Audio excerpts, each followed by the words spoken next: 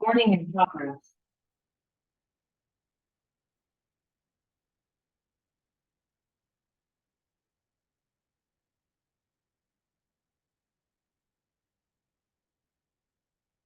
ठीक है।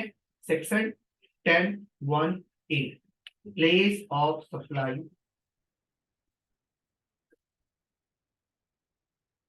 Of goods other than import public tax. पहला क्लॉज क्या कहता है? 10(1)(a) कहता है अगर गुड्स में मूवमेंट है, मतलब एक जगह से दूसरी जगह का डिलीवरी हो रहा है, तो उस केस में प्लेस ऑफ सप्लाई क्या होगा? जहां पे आपका डिलीवरी टर्मिनेट होगा। क्लियर है? फिर आता है नंबर 2, सेक्शन 1(b). इसमें आता है instruction of third person. Instruction of third person इस केस में होगा place of supply will be place principal place of किसका? Third person. इसमें हमने एक एग्जांपल लिया था अभी कि मिस्टर नितेश ने, मेरा नाम ही है नितेश कुमार ने, एबीसी मुंबई वाले को सामान बेचा, बट एबीसी मुंबई वाले ने क्या बोला कि आप राजस्थान में सामान भेज दो। तो इस केस में थर्ड पर्सन कौन है? एबीसी वाला। मैंने सामान तो भेज दिया राजस्थान में,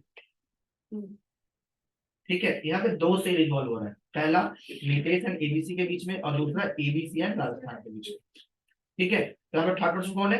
एबीसी। इनवॉइस, ठीक है। इसमें इनवॉइस बताता हूँ, इनवॉइस इसमें एबीसी के नाम पे होगा। नितेश जो सेल कर रहा है एबीसी को कर रहा है, एबीसी फर्दर बेच रहा है राजस्थान को बेच रहा है, ठीक है। तो यहाँ पे कॉन्सेप्ट बिल्कुल शिफ्ट हो गया है। बट अभी सुनो, यहाँ पे प्लेस ऑफ सप्लाई इस केस में क्या होगा? इंस्ट्रक्शन कौन दे रहा है? एबीसी।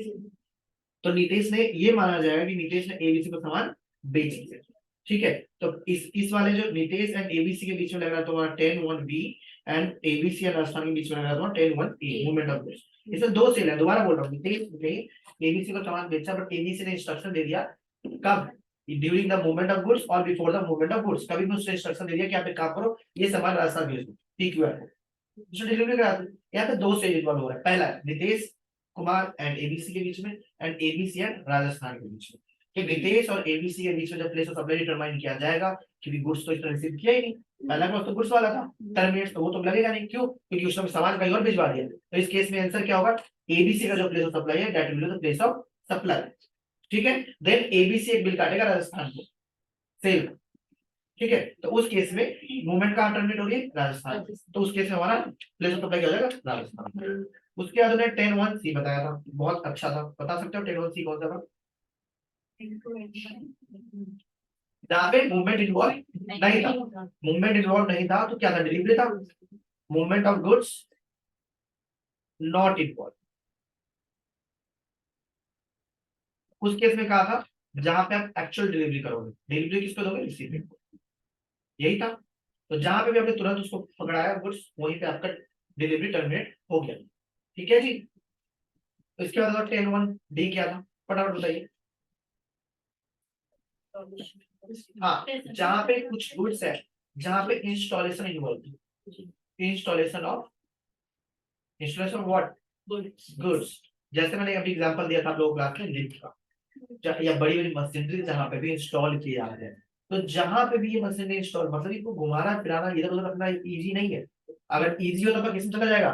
फर्स्ट फ्लोर में, मूवमेंट ऑफ गुड्स में। जहां मूवमेंट्स नहीं है, जहां पे एक्चुअली असेंबलिंग कराना है, इंस्टॉलेशन कराना है या असेंबल कराना है, बड़ी बड़ी मशीनरी को जहां पे भी आप असेंबल कराओगे, तो पीओएस क्या हो जाएगा? Place of assemble, place of assemble और इंस्टॉलेशन ऑफ गुड्स, ठीक है जी। और एक लास्ट क्लॉज था आपका कि अगर आप बोट पे या वेसल्स पे या एयरक्राफ्ट पे सामान बेच रहे हो, तो प्लेस ऑफ सप्लाई क्या हो? That will be goods taken on boat. अभी बोट में तीनों तीन स्पेसिफाई किया है, एयरक्राफ्ट, वेसल्स एंड मोटरवे, ठीक है जी। ये इनका समरी है, कोई दिक्कत नहीं आता है तो बता दीजिए।